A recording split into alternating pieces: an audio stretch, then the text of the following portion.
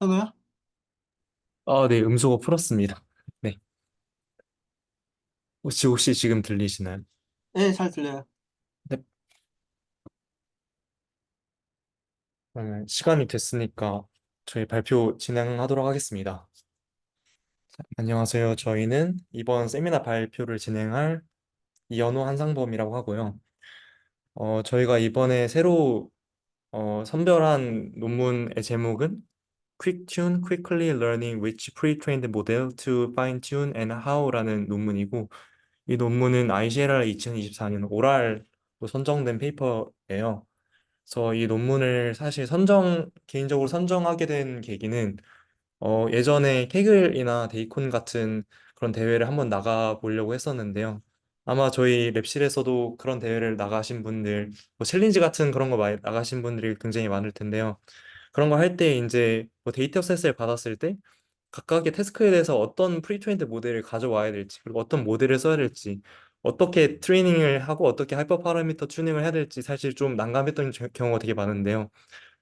사실 그 모델을 선정하고 하이퍼 파라미터를 튜닝을 하는 거는 뭐 어떻게 보면 어렵지 않을 수 있지만, 어떤 모델을 선정하고 거기에 따라서 하이퍼 파라미터를 튜닝하는 것은 사실 어떻게 보면 좀 두 개를 한꺼번에 해야 되기 때문에 좀 조인틀리하게 해야 되기 때문에 좀 난감했던 적이 좀 많았던 것 같습니다. 그래가지고 이번 논문을 보고, 그러면 이번 논문에서는 그런 모델과 하이퍼 파라미터를 한꺼번에 옵티마이즈하고 주어진 데이터셋에서의 가장 최적화된 그런 모델을 선정할 수 있는 방법 같은 걸 알려줘서, 그래서 이 논문을 선정하게 되었고, 네. 그래서 이 논문에 대해서 간략하게 인트로덕션에 대해 설명을 하자면, 최근 들어서 뭐 허깅 페이스나 같이 그런 프리트레인드 모델에 대한 그런 허브들이 되게 많이 나오고 있어요. 어떻게 모델 주라고도 하고 뭐 포트폴리오라고도 하는데, 되게 오픈 소스로 많이 풀린 프리트레인드 모델들이 많이 나오게 되었고, 프리트레인드 모델들의 크기 자체도 엄청 커지게 되면서 일반인들이 학습하기에 많이 힘든 그런 환경이 되었어요. 그래서 그런 그 모델 허브에 나와 있는 그런 그 모델들을 가져와서 보통 파인 튜닝을 하게 되는 경우가 되게 많은데, 어, 실질적으로 그 어떤 데이터셋이 그 프리트레인드 된 그 데이터셋과 다르기 때문에 파인 튜닝 할 때 어떤 프리트레인드 된 모델을 가져와야 되고 어떻게 그 하이퍼 파라미터들을 세팅을 해야 될지 굉장한 곤란한 함이 되게 많았습니다. 그래서 이 논문은 그런 문제점을 타개하기 위해서 이제 나오게 됐다고 할 수 있고요. 그래서 이 논문에서는 퀵튠이라는 방법을 제시를 하고 있어요. 그래서 이 퀵튠이라는 거는 셀렉팅 모델을 허브에서 빠르게 셀렉트하고 그 과정에서 하이퍼 파라미터 튜닝까지 조인틀리하게 할 수 있는, 동시에 할 수 있는 방법을 소개를 하고 있습니다.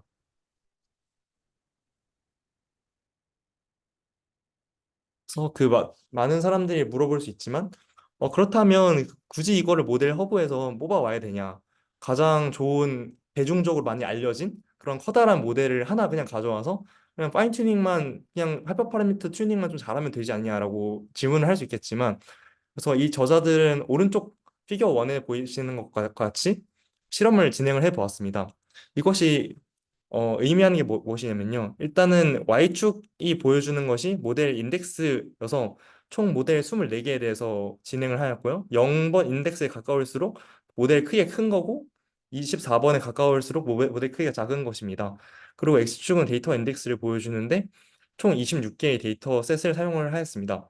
그래서 각각의 모델에 대해서 각각의 데이터 셋을 파인 튜닝 했을 때 그 성능 지표를 오른쪽 그래프로 나타낸 것인데, 근데 노란색이 가까울수록 더 랭킹이 가까운, 랭킹이 높은, 그러니까 성능이 제일 잘 나온 것이 노란색이고, 보라색에 가까울수록 더 성능이 잘 안 나왔다는 것을 알 수 있는데, 이 그래프를 보신다면 어떤 특정 모델이 다른 모델들에 비해서 모든 데이터셋에 도미넌트하게 잘 나온 것이 아니라 어떤 패턴이 보이지 않을 정도로 랜덤하게, 그러니까 어떤 모델이 어떤 데이터셋에 대해서는 잘 될 수 있지만 다른 데이터셋에 대해서는 잘 될 확률이 낮다. 그러니까 어떤 특정한 모델 데이터셋에 대해서는 잘 되지만 다른 데이터셋에 대해서는 잘 나오지 않을 확률이 높다는 것을 보여주고 있고, 이렇기 때문에 그 특정 모델 하나를 뽑는 것보다 모델 허브에서 그 데이터셋에 맞는 모델을 뽑는 것이 가장 효율적이고 효과적이라는 것을 보여주고 있는 그래프입니다. 그래서 요약을 하자면 어떤 노 싱글 모 그러니까 모든 데이터셋에 옵티멀 한 모델은 없고 그렇기 때문에 모델 허브에서 모델을 뽑아서 써야 한다라고 정리할 수 있겠습니다. 그래서 지금까지 파인 튜닝 방법들을 요약을 해보자면 많은 방법들이 제시되어 있지만 가장 대표적인 게 이제 전체 레이어가 있을 때 그 마지막 헤드 부분만 남겨두고 나머지는 프리징해서 튜닝하는 방법인 레이어 프리징. 그리고 헤드를 하나 추가해서 원래 태스크의 타겟 레이블들을 사용하여 새로운 헤드를 학습하는 방법인 코튜닝 방법 등이 있겠습니다. 그리고 일반적으로 정론으로 알려진 것이 하이퍼 파라미터를 선정할 때 그 업스트림 태스크와 다운스트림 태스크가 시밀러 할수록 더 비슷할수록 그 비 어차피 그 프리트레이닝 된 모델과 거의 태스크가 시밀러 하기 때문에 러닝 레이트를 작게 가져가도 된다는 것이 지금까지 하이퍼 파라미터 선정할 때 약간 정론 같은 거였습니다. 그리고 하이퍼 파라미터 셀렉션 할 때 지금까지 많이 셀렉션하는 방법은 그레이 박스 옵티마이제이션이라는 걸 많이 사용하는데요. 이것은 전체 에포크에 대해서 다 학습하여 퍼포먼스를 보는 것이 아니라 첫 한 넷 에포크만 보고 거기에 나오는 퍼포먼스대로 퍼포먼스 나오지 않는 것들은 버리고 퍼포먼스가 잘 나오는 것들만 학습하는 방법입니다. 그래서 이것은 일단 첫 얼리 이터레이션에서의 퍼포먼스가 레이터 이터레이션의 퍼포먼스와 코릴레이션이 깊다는 것을 이용한 옵티마이제이션 방법이라고 생각하시면 될 것 같습니다. 그리고 하이퍼 파라미터 셀렉션에서 많이 사용하는 또 방법 중 하나가 트랜스퍼 HPO라는 방법인데 이것은 그 데이터셋이 시밀러할수록 그 시밀러한 하이퍼 파라미터를 쓴다는 그런 방법인데요. 네, 뒤에 더 추가적으로 설명을 드리도록 하겠습니다. 그래서 그 그레이박스 옵티마이제이션에 대해서 조금 더 추가적으로 설명을 드리자면 이거를 이게 세 개의 그래프가 있는데요. 첫 번째 그래프는 블랙박스 옵티마이제이션으로 모든 모델과 모든 하이퍼 파라미터에 대해서 전체 에포크, 6에포크에 대해서 모두 학습했을 때의 퍼포먼스를 나타내는 것입니다. 그래서 이 경우에는 모든 하이퍼 파라미터와 모든 모델을 다 학습해야 되기 때문에 컴퓨테이션의 코스트로 봤을 때 매우 비효율적이라고 할 수 있겠습니다. 하지만 그레이박스 옵티마이제이션을 본다면 그 모든 파라미터와 모든 모델을 쓰긴 하지만 이포크 초반 이포크만 보고 퍼포먼스가 높아지는 것이 적은 애들은 다 버리고 퍼포먼스가 높아지는 향상폭이 높은 친구들만 데리고 가는 그런 방법이라고 해서 조금 더 효율적인 방법이라고 보실 수 있겠습니다. 근데 이번 이 논문에서 제시하는 것은 그레이박스 옵티마이제이션 플러스 코스트 센시티브하게 무한정으로 학습할 수 없기 때문에 타임 버짓이 뭐 예를 들어서 한 2시간이나 3시간이 주어진다고 하면 그 타임 버짓 안에 그 그레이박스 옵티마이제이션을 하는 방법으로 그러니까 코스트와 퍼포먼스와 같이 보는 그런 방법이라고 생각하시면 될 것 같습니다.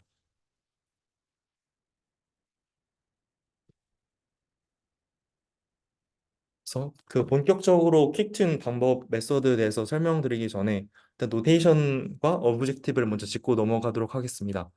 그래서 그 오브젝티브는 주어진 데이터셋에 대해서 그 타임 버젯 안에 가장 좋은 파이프라인을 찾는 것이고요. 파이프라인이라고 하면 어떤 모델과 하이퍼 파라미터의 셋이라고 보시면 될 것 같습니다. 그래서 밑에 보신다면 이제 모델 M과 하이퍼 파라미터 람다가 있을 때 이것을 한 번에 셋으로 정의할 수 있는데 이걸 파이프라인이라고 정의를 이것이 파이프라인입니다.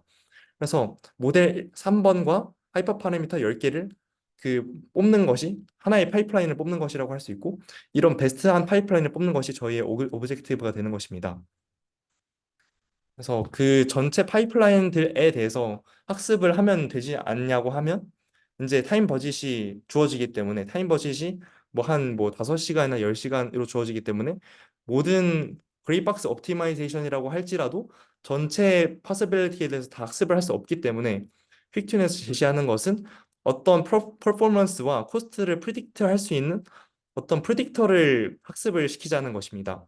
그래서 예를 들어서 어떤 파이프라인 X에 대해서 그것이 에포크 10까지 학습을 한 히스토리가 있다면 에포크 11일 때의 퍼포먼스와 에포크 11 까지 학습시킬 것까지의 코스트를 프리딕트 할 수 있는 어떤 L과 C라는 그런 그 프리딕터를 학습을 시켜서 걔네의 결과를 통해서 좋은 파이프라인을 뽑겠다는 얘기입니다. 그리고 여기서 그 퍼포먼스 프리딕터가 프리딕트 할 때 그 사용하는 매트릭은 밸리데이션 로스로 밸리데이션 로스가 많이 떨어진 것이 퍼포먼스가 좋다고 정의를 하고 그리고 코스트 프리딕터에서 내뱉는 C 햇에 다니는 타임이라고 볼 수 있겠습니다. 그래서 앞에서 정의한 퍼포먼스와 코스트 에스티메이터를 가지고 이제 프리딕트를 할 텐데 이 퍼포먼스와 코스트 에스티메이터도 어떻게 보면 뉴럴 네트워크이기 때문에 학습을 시켜야 합니다. 그래서 이 학습을 뭐에 대해서 하냐고 하면요. 지금까지 학습이 되는 참값의 러닝 커브들 히스토리를 가지고 학습을 합니다. 그래서 예를 들어서 그 에포크 10까지 학습한 히스토리가 있다면 걔그 히스토리들을 가지고 퍼포먼스 에스티메이터인 L햇과 코스트 에스티메이터인 C햇을 학습을 시킵니다. 그래서 그 학습시키는 식은 아래와 같고 그 각각의 그 퍼포먼스 에스티메이터와 코스트 에스티메이터의 파라미터는 다르기 때문에 각각 세타와 람다로 아니 감마로 따로따로 표현을 하게 되고 그리고 그 코스트 에스티메이터는 실제 참값인 코스트와의 L2 로스로 계산을 하게 되고 그리고 퍼포먼스 에스티메이터인 L햇의 학습 방법은 이제 그 뱉어낸 그 에스티메이터가 뱉는 퍼포먼스 값과 그 실제 퍼포먼스 값의 그 차이를 이용해서 그 계산하게 됩니다. 그래서 학습된 그 퍼포먼스 에스티메이터와 학습된 코스트 에스티메이터를 가지고 결과적으로 해야 되는 것은 더 옵티멀하고 그 유망한 그런 x들을 뽑아야 되는데 그거를 사용할 때는 acquisition 펑션이라는 걸 씁니다. 그래서 acquisition 펑션이라는 게 지금 그 여기 위에 보이는 이 식을 통해서 쓰게 되는데 이것을 요약을 좀 더 간단하게 설명을 하자면 일단 다음 선정해야 되는 x 값은 코스트적으로도 그 하나 에포크를 학습하는 코스트가 낮아야 하고 그리고 성능 향상이 높아야 됩니다.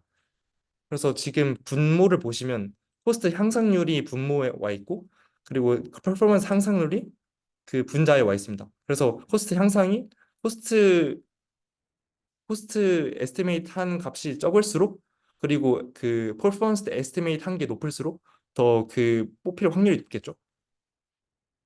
그래서 여기서 지금 그 타오가 나오게 되는데 이것이 next observed and epoch를 나타내는 건데 이것은 간단하게 설명을 드리자면 어떤 파이프라인이 10 에포까지 학습이 되어 있다면 다음 아직까지 학습되지 않은 11 에포기 이제 next unobserved epoch인 타오 x가 되는 것입니다.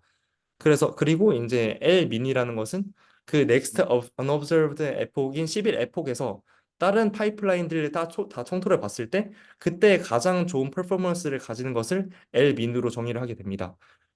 그래서 이것이 어떻게 이루어지는지는 제가 예시를 통해서 다시 보여드리도록 하겠습니다. 그래서 전체 알고리즘을 본다면 일단은 처음 히스토리를 그 이니셜라이즈 한 다음에 그 퍼포먼스 프리딕터를 그 히스토리에 대해서 학습을 하고 그리고 코스트 에스티메이터도 히스토리에 대해서 학습을 하고 아까 이렇게 설명드린 에퀴시션 펑션을 통해서 가장 유망한 x 다음 파이프라인 x 스타를 뽑습니다. 그리고 이 x 스타를 실질적인 퍼포먼스와 실질적인 코스트를 계산을 한 다음에 이것을 원래 있던 히스토리에 다시 넣어주고 이 과정을 모두 타임 버짓이 소진될 때까지 반복을 한 다음에 그리고 이제 마지막 히스토리에서 가장 성능이 좋은 값을 뽑아서 그 내뱉게 되는 과정을 이라고 생각하시면 될 것 같아요. 그래서 이 알고리즘을 그 간단하게 그 설명을 드리자면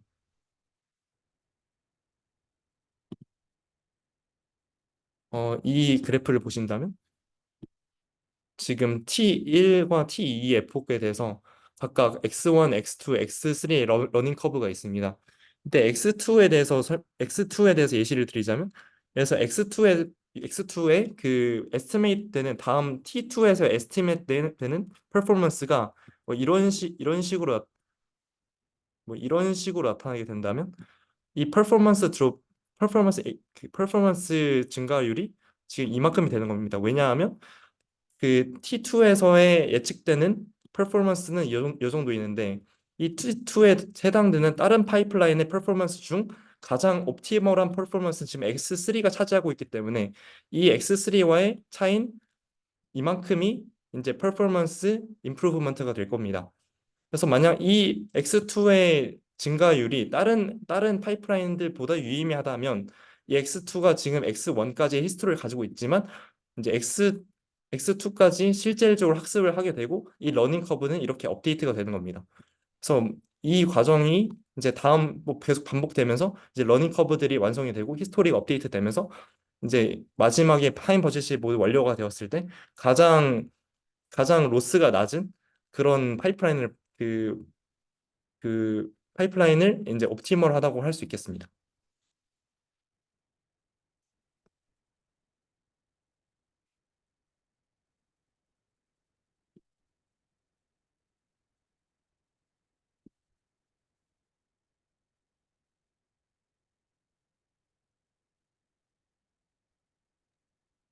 혹시 여기까지 질문 있으신가요?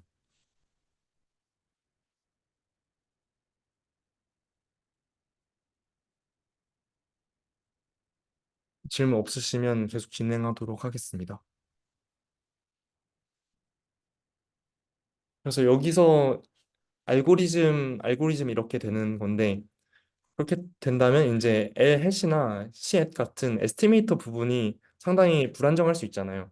그것은 계속 그 X 스타를 함에 있어서 계속 같이 이제 L과 C가 학습이 되게 되는데 그렇게 되면 L 햇과 C 햇이 초반에는 이니셜라이제이션이 무작위로 되기 때문에 좋은 프리딕터가 되지 못합니다.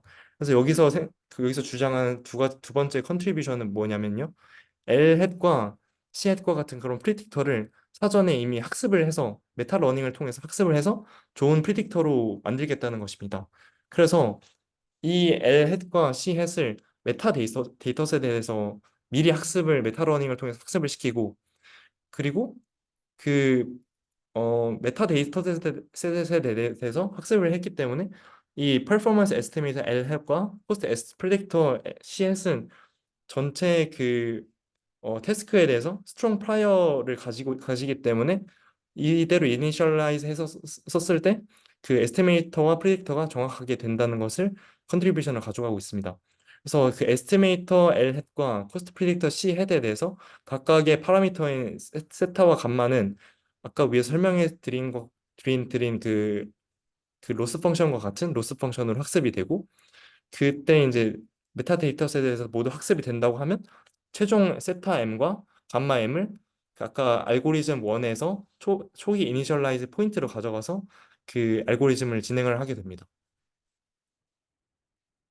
그래서 전체적인 메소드는 여기까지이고 그 추가적으로 이제 퀵튠 파이프라인을 서치를 할 때 나오는 서치 스페이스에 대해서 간단하게 설명을 드리겠습니다.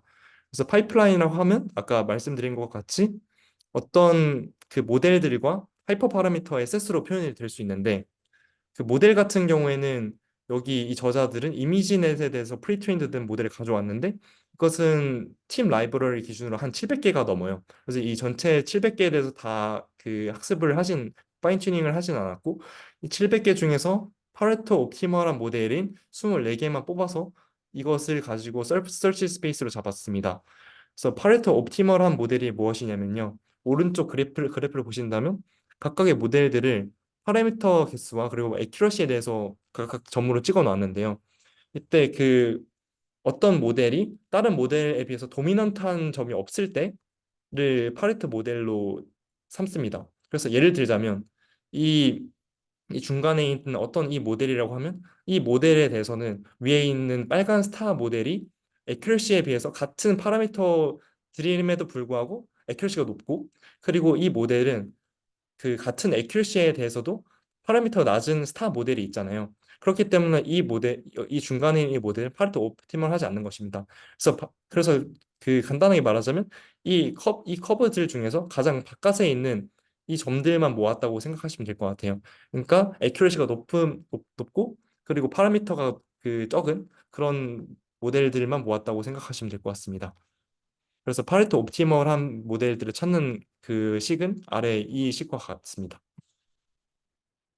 그리고 파이프라인은 모델과 하이퍼 파라미터들로 구성이 되어 있는데 하이퍼 파라미터들은 아래 표에 있는 것과 같이 이렇게 다양한 그런 파라미터들을 가져왔고 이 파라미터의 종류는 거의 한 38개에서 40개 정도 된다고 생각하시면 될 것 같아요. 그래서 뭐 파인 튜닝 스트래테지나 뭐 그 흔히 알고 있는 레귤러라이제이션 테크니크 뭐 믹스업 같은 그런 테크니크들이 다 들어 있고 이 전체 하이퍼 파라미터들에 대해서 튜닝을 했다고 생각하시면 될 것 같아요. 그리고 하이퍼 파라미터 그룹에 대해서 그 정확하게 더 정밀하게 나와 있는 표는 이거와 같고요. 그래서 이제 상범님이 설명을 하시겠지만 이 전체 서치 스페이스에 대해서 이 서치 스페이스와 모델 스페이스에 대해서 옵티멀한 모델과 하이퍼 파라미터를 찾는 과정이라고 생각하시면 될 것 같습니다. 혹시 여기까지 질문 있으신가요?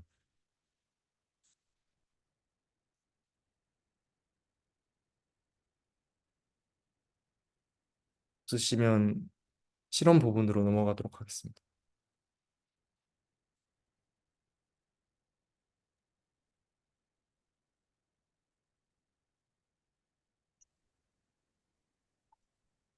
네, 이어서 실험 부분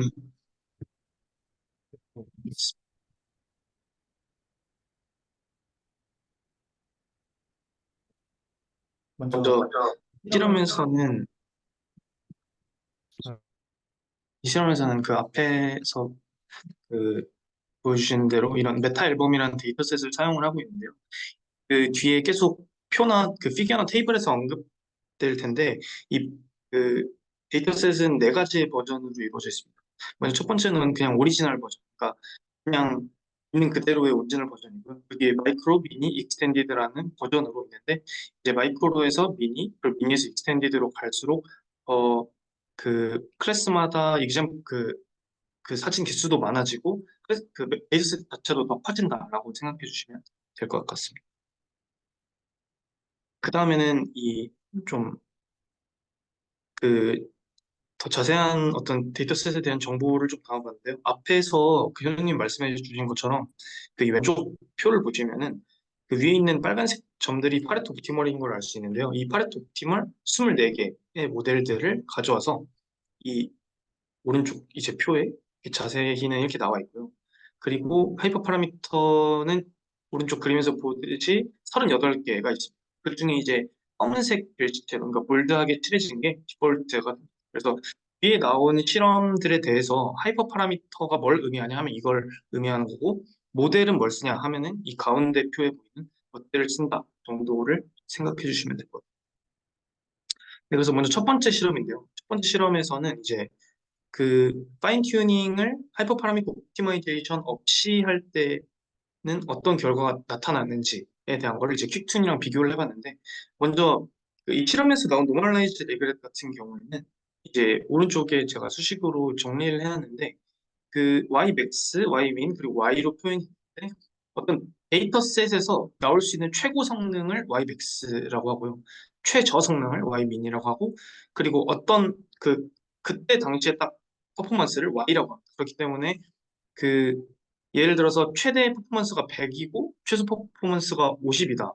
그리고 지금 퍼포먼스가 70이라면 100 빼기 50 분의 100 빼기 70 해서 뭐 이제 0.4 이렇게 나타날 수 있는 거죠. 그래서 근데 여기서 이제 중요한 건 뭐냐면은 y가 y max에 가까울수록 노멀라이즈 레그레시 작아지기 때문에 0에 가까울수록 성능이 좋은 거고 1에 가까울수록 성능이 안 좋은 거라고 생각을 해주시면 되겠습니다. 그래서 아래 표를 봐주시면 이제 BEIT, XCIT, DLA에다가 디폴트 하이퍼 파라미터마이제이션 이 앞에서 보여드렸던 이 검은색 볼드로 표현된 그러니까 검은색 볼드로 써 있는 게 디폴트라고 말씀을 드렸는데요. 그것들을 사용해서 그냥 기존에 어떤 좋은 프리트레인 된 모델을 갖고 와서 학습을 했을 경우에 그, 그 태스크를 해봤을 때 그 퀵준에 비해서 훨씬 결과가 안 좋은 것을 알 수 있습니다. 네, 그렇기 때문에 그 하이퍼 파라미터 옵티마이제이션 없이 그냥 파인 튜닝만 하는 것으로는 충분하지 않다라는 것이 저자의 주장. 네, 그 다음 실험으로는 이제 캐시 with other optimize인데 여기서 이제 캐시라는 게 그 combined 그 정확히 잠시만요. 이가 뭐에 약자였는지 정확히 기억은 안 나는데 아무튼 간에 이게 뭐냐면 하이퍼 파라미터 옵티마이제이션을 알고리즘으로 하는 거랑 모델 셀렉션이랑 합친 그런 어떤 그런 건데 거기서 이제 다른 옵티마이저를 이용해서 캐시를 진행을 해봤을 때 그 이 다 그 AS 아샤랑 데브랑 BOH 다이포 이런 다른 어떤 옵티마이저들이랑 비교를 해봤을 때 퀵튠이 훨씬 잘 되는 걸 볼 수 있습니다.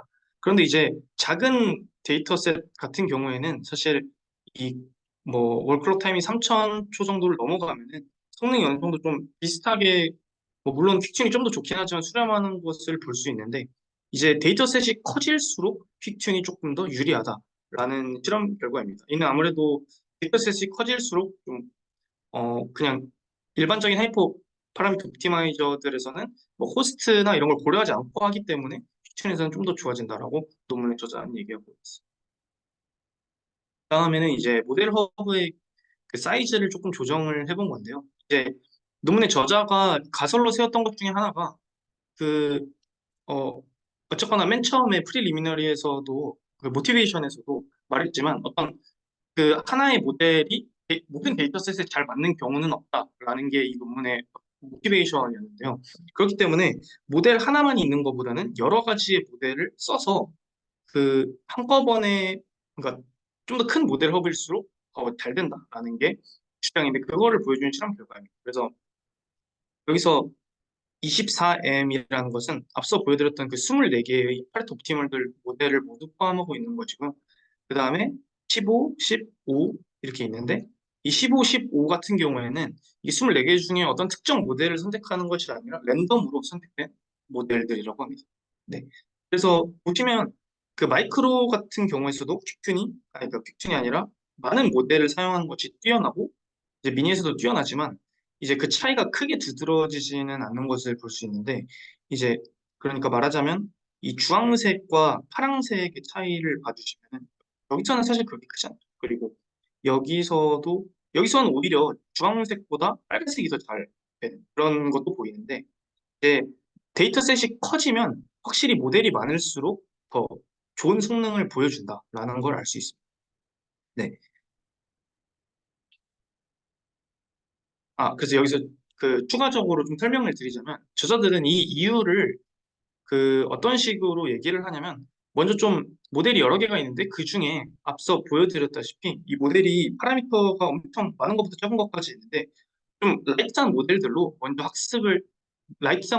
어떻게 좀 데이터셋이 굴러가는지를 대충 본 다음에 좀 제대로 된 모델을 찾아가는 과정을 그 아마 퀵튠이 하지 않을까라고 추정한다고 봐요. 그 다음에 이제 네 번째 실험. 이제 그냥 퀵튠을 썼을 때와 이제 모델 셀렉션과 하이퍼 파라미터 옵티마이제이션을 분리해서 투 스테이지로 했을 때 그러니까 그 두 가지를 조인틀리하게 할 때와 두 개를 분리해서 할 때의 비교 결과입니다. 네. 이제 여기에 나온 로그미, 리프, NC 같은 경우에는 그 현재 소타인 모델 셀렉션 메소드인데요. 여기서 이제 그 로그미 플러스 HPO라는 것은 로그미를 먼저 써서 그 어떤 모델을 쓸지를 뽑은 다음에 거기다가 하이퍼 파라미터 옵티마이제이션을 해주는 겁니다. 근데 퀵진에서는 앞서 그 설명드렸던 것처럼 두 가지를 동시에 진행을 하게 됩니다. 그렇기 때문에 그 따로 하는 경우보다 두 가지를 동시에 진행할 경우에 더 그 결과가 나오는 것을 알 수 있습니다. 그래서 결국 이런 투 스테이지 어프로치를 아웃퍼폼하는 것을 세 단계 모두에서 확인을 할 수 있습니다. 심지어 그 이 익스텐디드 같은 경우에는 차이가 좀 많이 심한 거를 볼 수 있습니다. 네, 다음으로는 이제 마지막으로 어글레이션 스터디인데요. 여기서 이 테이블에서 나오는 MCG는 각각 아래 써진 메타 러닝, 그 코스트 어웨어네스, 그레이브하우스 옵티마이제이션을 뜻합니다. 그래서 여기서 나온 보라색 같은 경우에는 이 세 가지를 다 적용을 하지 않은 경우입니다. 그래서 그 경우에는 학습이 아니, 그 성능이 잘 안 나오는 걸 볼 수 있고 이 파란색이 이제 현재 퀵튠인 거죠. 파란색 퀵튠인데 근데 여기서도 보면 사실 마이크로랑 미니에서는 그 메타러닝을 그러니까 초록색과 파란색의 차이가 이제 메타러닝의 유무인데요. 사실 미니랑 마이크로에서는 어떻게 보면 초록색이 더 잘 나옵니다. 그래서 그 미니에서도 보면은 근소하지만 초록색이 좀 더 좋은 성능을 내는 걸 알 수 있어요. 그렇지만 이제 익스텐디드까지 넘어오게 되면 파란색이 이제 이거를 넘어서게 돼요. 그래서 개인적으로 조금 아쉬웠던 부분은 이 마이크로랑 미니에서는 메타러닝이 그렇게 중요하지는 않은 것 같은 결과를 나왔는데 이 부분에 대한 자세한 설명은 좀 없는 것 같아서 아쉬웠습니다. 뭐 아무튼 간에 그런데 이런 결국에 익스텐디드나 이제 앞으로 더 커진 데이터셋에서 사용할 때는 이 세 가지 기법을 모두 사용한 픽튠이 베네피셜하다라는 그런 어블레이션 스터디를 볼 수 있었습니다. 네, 여기까지가 이제 실험의 전부입니다. 혹시 여기까지 질문 있으실까요? 저 이게 모델이 질문, 어, 네, 먼저 하세요. 모델이 엄청 많은데 네네네. 그 트랜스포머 이런 거 그런 계열까지 다 쓴 거지 이게 그, 아마, CNN이나 뭐 이런 거 다 포함 망라하고 있는 건가? 네네, 비주얼 트랜스포머까지 썼다고 봤던 것 같습니다. 아, 오케이. 네, 저도 질문이 하나 있는데요. 네, 그러니까 앞에서 y norm 값으로 매트릭을 측정하는 걸 봤는데 그 네. y norm이 어떤 의미인지 한 번만 다시 설명해 주실래요?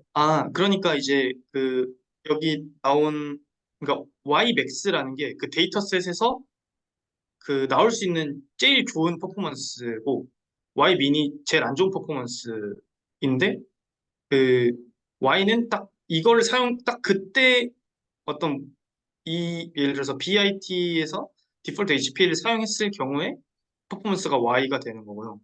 근데 이제 마이크로라는 데이터셋에서 나올 수 있는 최대 퍼포먼스가 Ymax고 최소 퍼포먼스가 Y민이고 그 중에 이제 BIT랑 디폴트 하이퍼파렌트 옵티마이저를 썼을 때의 퍼포먼스가 Y가 됩니다. 그래서 이 식을 보시면 아시겠지만 Y가 만약에 Ymax라고 가정을 해보겠습니다. 그러면은 그 분자가 0이 되기 때문에 그 노멀라이즈 리그렛이 0이 됩니다. 그래서 근데 Y가 Ymax라는 거는 성능이 최대가 됐으니까 당연히 제일 좋다는 뜻이겠죠. 그렇기 때문에 0에 네. 가까울수록 좋은 값이 되고 1에 가까울수록 Y가 Y민에 가깝다는 거기 때문에 성능이 안 나오고 따라서 안 좋은 값이.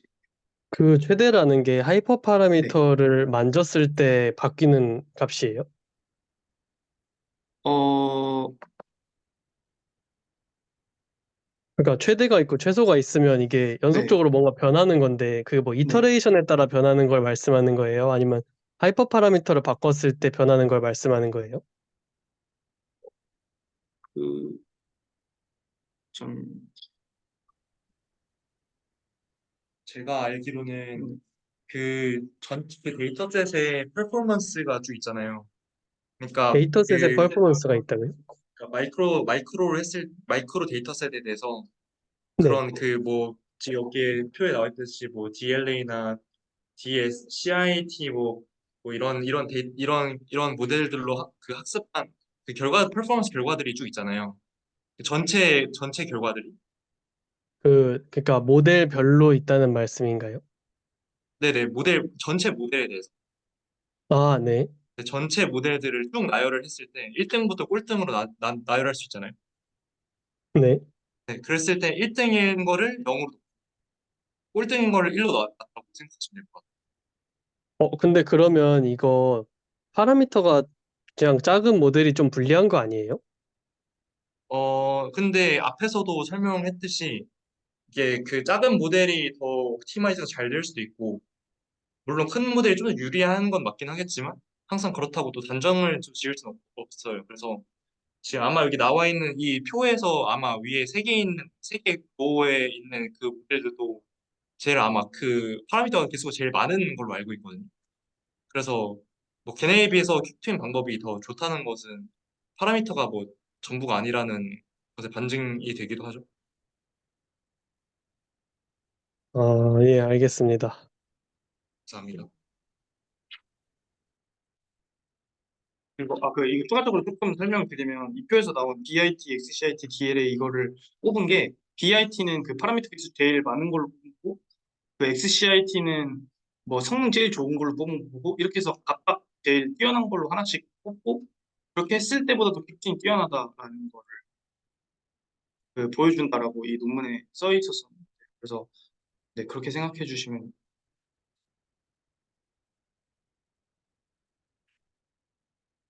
질문 있으실까요?